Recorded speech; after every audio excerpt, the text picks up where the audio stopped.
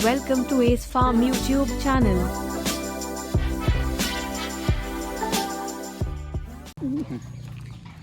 Hi friends, back to our Ace Farm channel.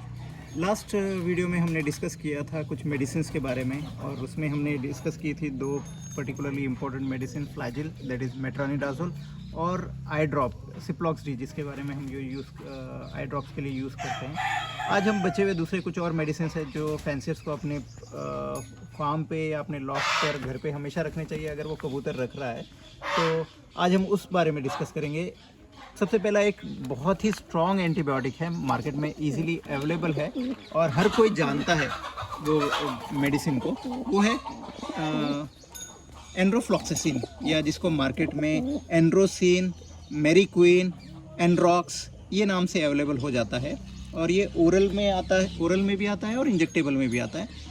हर फैंसर के पास at least 100 ml की एक bottle जो ओरल की है वो होनी ही चाहिए, क्योंकि कोई भी अगर डिसीज़ आ गया है जो बैक्टीरियल इन्फेक्शन है और आपको अगर कुछ समझ में नहीं आ रहा है तो आपने सबसे पहले उसको एंड्रॉक्स ही देना है, क्योंकि मोस्टली मैक्सिमम बर्ड्स के अंदर जो बैक्टीरियल इन्फेक्शन होता है वो इकोलाई, साल्मोनेला ऐसी वाले जो बैक्टीरियल इन्फेक्शन है वो कॉमन है। और वो अगर डिसीज़ हो जाते हैं तो सबसे बेहतर उसको कंट्रोल करने के लिए फैंसर के पास अगर कोई ऑप्शन है तो वो यही है कि वो एंड्रॉक्स या एंड्रोफ्लॉक्सासिन को यूज़ करें।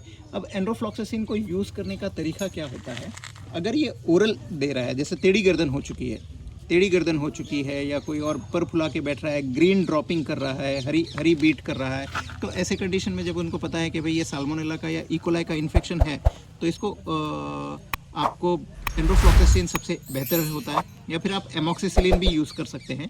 लेकिन अब इसको यूज़ कैसे करना है, लिक्विड अगर यूज़ कर रहे हैं आप और आपके पास सिर्फ एक ही बर्ड है तो आपने इसको मॉर्निंग में, मतलब सवेरे सवेरे खाना देने से पहले इसको एक ड्रॉप मुंह खोलकर डायरेक्टली इसके मुंह में दे देना है। एक ड्रॉप से ज़्यादा ना दें, क्योंकि ये एक्चुअल में थोड़ा सा कड़वा होता है, तो थोड़ा सा बर्निंग सेंसेशन होता है और बर्ड्स अगर आपने खाना खाने के बाद दिया है तो ये उल्टियाँ कर देते हैं, जो कुछ भी उन्होंने दाना खाया है वो पूरा निकाल देते हैं। तो इस वजह से इसको हमेशा मॉर्निंग में खाना देने से पहले, सुबह खाना देने से पहले आप अगर ये मेडिसिन दे देंगे तो बेटर रहेगा। और हमेशा याद रखें कि फ्लैजिल के साथ इसका कॉम्बिनेशन ना करें। अगर फ्लैजिल और आपको एंड्रोसिन दोनों देना है तो सुबह में एंड्रोसिन दें, उसके आधा एक घंटे के बाद जब खाना वगैरह दे देंगे उसके बाद आप फ्लैजिल का एक टुकड़ा, जो कि एक टैबलेट का 4 हिस्से करने के बाद जो एक टुकड़ा बनता है, पाव टुकड़ा, वो आप उनको दे सकते हैं। तो अब ये एंड्रोसिन आप जब यूज़ करेंगे तो वो कब यूज़ करेंगे, जब आपके बर्ड्स बीमार हैं, आपको कुछ समझ में नहीं आ रहा है, क्योंकि बैक्टीरियल इन्फेक्शन में, वायरल इन्फेक्शन में ये काम नहीं करेगा। हमेशा याद रखना, ग्रीन ड्रॉपिंग हो गई है या फिर पर कबूतर पर फुलाकर बैठ रहा है और उसको इकोलाई का इन्फेक्शन या गट के अंदर गैस्ट्रोइंटेस्टाइनल इन्फेक्शन हो चुका है, तब आप उसको एंड्रोफ्लॉक्सासिन आप यूज़ कर सकते हो, जो कि एंड्रॉक्स है। अगर आपके पास ज़्यादा कबूतर है और सारे के सारे बर्ड्स को यूज़ करना है तो 1 ml 5 लीटर में आप इसको मिलाकर पीने के पानी में आप दे सकते हैं। ये भी उनको दिन भर पीने के लिए पानी जब रखेंगे तो दिन भर उसको रहने देना चाहिए। और अगर एक आधा बर्ड ही बीमार है तो सिर्फ 1 ड्रॉप मॉर्निंग में। ये बात होगी एंड्रोफ्लॉक्सासिन या एंड्रोसिन या मेरिक्विन के बारे में। दूसरा एक बहुत कॉमन प्रॉब्लम आती है फैंसियर्स के पास, जब वो कबूतर रखते हैं तो मुंह खोल के सांस लेना, मतलब दम आता है कबूतर को, मुंह खोल के सांस लेता है, मुंह में चिकटपना आ जाता है और कभी कभी वो आवाज़ करते हैं, एक वियर्ड आवाज़ निकलती है, अजीब सी आवाज़ निकलती है मुंह से, थोड़ी थोड़ी देर के अंदर रुक के वो आवाज़ करते हैं और हमेशा मुंह खोल के सांस लेते रहेंगे। ऐसी कंडीशन में क्या होता है कि आप अगर मेरिक्विन या एंड्रोफ्लॉक्सासिन देते भी हैं तो मुंह में जो चिकटपना होता है, जो बलगम आ चुका है या म्यूकस है, वो म्यूकस नहीं निकलता है और वो उसकी वजह से उसके जो सांस लेने की जो तकलीफ़ है वो और ज़्यादा होती है और उसमें वो कबूतर मुंह से सांस ले लेकर मर भी जाता है। तो ऐसी कंडीशन में मेरिक्विन तो बहुत अच्छा होता है, लेकिन जिसके बारे में हमने ऑलरेडी डिस्कस कर चुका है, यानी एंड्रोफ्लॉक्सासिन, जो मार्केट में मेरिक्विन या एंड्रॉक्स के नाम से अवेलेबल होती है। लेकिन उसके साथ और एक मार्केट में एक नया मेडिसिन आ चुका है जो कि ये है। ये किसी भी कंपनी का आप यूज़ कर सकते हो। इम्पॉर्टेंट क्या है, ये ऊपर का देखिए, एंड्रोफ्लॉक्सासिन और इसके अंदर ब्रोमोहेक्साइन, ये दोनों का कॉम्बिनेशन है। ये दोनों के कॉम्बिनेशन के एटलीस्ट 100 से भी ज़्यादा कंपनीज़ है और हर कंपनीज ये वाले प्रोडक्ट को मैन्युफैक्चर करती है। किसी भी वेटरनरी शॉप पर चले जाएंगे आप, वहाँ पर अगर उसको बोलेंगे कि एंड्रोसिन के कॉम्बिनेशन में ब्रोमोहेक्साइन वाला कोई दे देना, प्रोडक्ट तो वो आपको 100% दे देगा। ये अगर प्रोडक्ट यूज़ करते हैं तो जब मुंह खोल के सांस ले रहे हैं बर्ड्स, तो ऐसी कंडीशन में मुंह खोल के सांस लेने पर जहाँ पर मुंह में चिकट म्यूकस भी है, ऐसे टाइम पर आप प्लेन मेरिक्विन या प्लेन एंड्रोफ्लॉक्सासिन यूज़ ना करें। उसके एंड्रोफ्लॉक्सासिन जिसका कॉम्बिनेशन ब्रोमोहेक्साइन के साथ हो चुका है, वो वाला प्रोडक्ट आप अगर यूज़ करेंगे तो ये क्या करता है, एंड्रोफ्लॉक्सासिन बैक्टीरियल को कंट्रोल करेगा, साथ ही साथ ब्रोमोहेक्साइन ये जो मुंह में जो चिकटपना आ चुका है या म्यूकस आ चुका है उसको क्लियर कर देगा। यानी जो बलगम आ चुकी है, जो उसको खांसी के टाइम पर जैसे बलगम आती है वैसे वाले चीज़ को वो डाइल्यूट कर देगा और क्लीन करेगा। तो ये पूरा का पूरा उसका जो रेस्पिरेटरी सिस्टम है वो क्लीन हो जाएगा। तो अब इसका डोज कैसे करना है, ये मार्केट में जब भी आपको मिलता है तो आप चेक कर लें कि ये एंड्रोफ्लॉक्सासिन कितना है, 100 mg है या 200 mg है। जैसे ये यहाँ पर दिखाई दे रहा है ये 200 mg है, तो 200 अगर mg रहेगा तो ये 1 ml आपको 10 लीटर में यूज़ करना रहेगा पीने के पानी के अंदर। अगर आप सारे के सारे बर्ड्स को अगर आप दे रहे हो तो ये 10 लीटर में देंगे। अगर वो 100 mg वाला है तो 5 लीटर में यूज़ करना है। लेकिन आपके पास सिर्फ एक ही बर्ड बीमार हुआ है तो सेम 1 ड्रॉप इसका मॉर्निंग में आप दे देना है। पहले मुंह खोलकर किसी ईयरबड से, जैसे कान साफ करने के लिए जब हम लोग ईयरबड यूज़ करते हैं ना, वैसा मुंह खोलकर उस ईयरबड से जो भी उसके मुंह में चिकट बलगम है या फिर म्यूकस है उसको साफ़ कर दें। उसके बाद ये इसका 1 ड्रॉप दे दें और फिर बाद में अगर ज़रूरत पड़ती है फ्लैजिल की तो फ्लैजिल दें, वरना ना दें। और आप ऐसा अगर 5 दिन तक करेंगे तो कबूतर 100% ठीक हो जाता है मुँह खोल के सांस लेने पर। दूसरा एक कंडीशन होती है कि जब ये मुंह खोलकर भी सांस ले रहा है, आपके पास ये एंड्रोफ्लॉक्सासिन और ब्रोमोहेक्साइन का कॉम्बिनेशन नहीं आया है और CRD भी हो चुका है। CRD यानी रेस्पिरेटरी डिसीज़ है, एक्यूट फॉर्म में आता है, पोल्ट्रीज़ के अंदर और पिजन्स के अंदर काफ़ी ज़्यादा देखने को मिलता है। उस टाइम पर और एक दूसरा एक एंटीबायोटिक है जो आपको यूज़ कर सकते हैं। हमेशा याद रखें कि एक ही तरह का एंटीबायोटिक हमेशा यूज़ ना करें, 2 या 3 तरह के एंटीबायोटिक आपके पास रखें जो अच्छे हैं और उनको रिपीट अल्टरनेटली यूज़ किया करें, मतलब अलट पलट के यूज़ किया करें। अगर लास्ट टाइम आपने एंड्रोफ्लॉक्सासिन यूज़ किया है मुंह खोल के सांस की बीमारी के लिए, तो नेक्स्ट टाइम आप ये नियोडॉक्स यूज़ कर सकते हैं।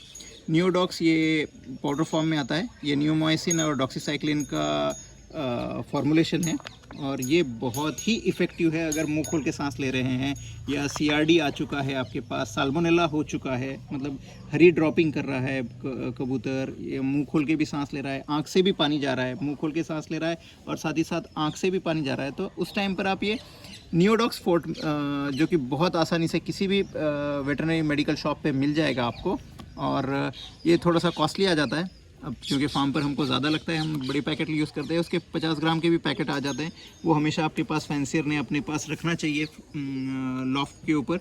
और इसका सेम डोज यही है कि 1 ग्राम 10 लीटर पानी में अगर प्रिवेंटिव मेजर के लिए यूज़ करें, अगर आपके पास बीमारी फैल चुकी है, क्योंकि जब मुँह खोल के सांस लेने की बीमारी आती है तो वो ऐसे नहीं आती कि सिर्फ एक कबूतर को हो गया, वो सारे के सारे लॉफ्ट में आ जाती है और वो फैलना शुरू करती है। जब आपके पास 1-2 कबूतर भी आपको पता चल जाए कि ये बीमारी आ रही है, तो बेहतर ये है कि सारे के सारे कबूतरों को ट्रीट कर दें उस टाइम पर, क्योंकि ऑलरेडी ये बीमारी फैल चुकी है। सिर्फ कुछ कबूतर आपके पास सिम्टम्स दिखा रहे हैं, बाकी के कबूतर 1-2 दिन के अंदर वो भी सिम्टम्स दिखाएंगे। तो बेहतर होता है कि जैसे ही एक कबूतर दिख चुका है, आपने सारे के सारे कबूतरों को आपने ये 1 ग्राम 5 लीटर पानी में मिलाकर दे देना है। मॉर्निंग में सवेरे सवेरे अगर आप ये दे देते हो तो सारे के सारे कबूतरों के अंदर ये 3 से 5 दिन तक करना है, और 3 से 5 दिन के बाद ये आपके पास के जो मुंह खोल के सांस ले रहे हैं और एक आंख से पानी भी जा रहा है, तो वो सारी की सारी जो बीमारियां हैं वो ठीक हो जाएगी। अब ये जब भी आप एंटीबायोटिक्स यूज़ करते हैं तो हमेशा याद रखें कि साफ़ सफाई भी उतनी ही ज़रूरी है। आप एंटीबायोटिक यूज़ करोगे, कबूतर ठीक होगा, लेकिन आपके लॉफ्ट में, आपके केजेस में, पिंजरों में अगर साफ़ सफाई नहीं है, वहाँ से री इन्फेक्शन होता रहेगा। मतलब ये दोनों चीज़ें साथ साथ चलनी चाहिए, साफ़ सफाई भी और साथ ही साथ बर्ड्स का जो मेडिकेशन है वो भी। और जब भी कोई बीमार कबूतर होता है तो जाहिर सी बात है उसको साइड में निकाल कर किसी दूसरे पिंजरे में उसको रखना बेहतर रहता है। लास्ट में एक पॉइंट ऐड कर देता हूँ कि एक लास्ट टाइम हमने इंजेक्शन दिया था। कभी कभी ऐसा होता है कि ओरल एंटीबायोटिक्स हम लोग काफ़ी ज़्यादा देते हैं, जैसे अभी हमने बताया कि ये नियोडॉक्स फोर्ट है या फिर एनरोसिन है, ये मेडिसिन हम लोग काफ़ी यूज़ करते हैं। लेकिन कभी कभी ऐसा होता है कि ये कितने भी दिन यूज़ कर लें लेकिन वो कबूतर ठीक नहीं होता है। ओरल कभी कभी फैंसर बताता है कि 4 दिन हो गए, 5 दिन हो गए, 10 दिन तक दिया है मैंने एंटीबायोटिक और कबूतर ठीक नहीं हुआ है, तो ऐसे टाइम पर ये होता है कि वो एब्जॉर्ब नहीं हो रहा है। जो हम लोग मुँह से या पीने के पानी में जो मेडिसिन डालकर दे रहे हैं वो बॉडी एब्जॉर्ब नहीं कर पा रही है। तो ऐसी कंडीशन में उसको इंट्रामस्कुलर इंजेक्शन दे सकते हैं।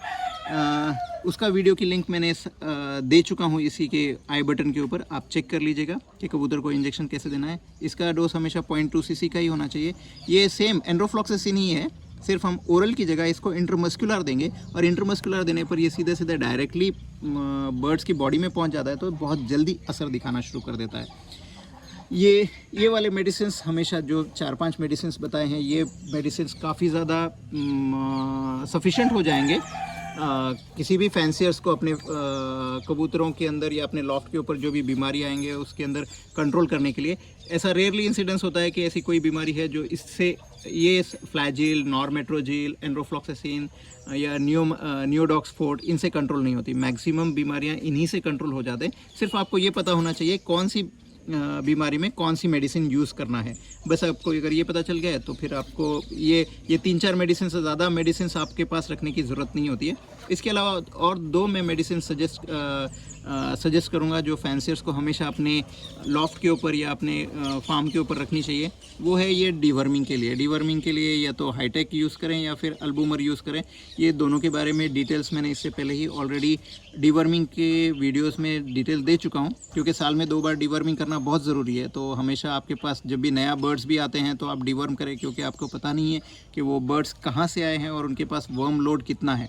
तो आपके बर्ड्स में मिक्स करने से पहले एक बार डिवर्म करना ज़रूरी है। ये 2 मेडिसिन आप यूज़ करें।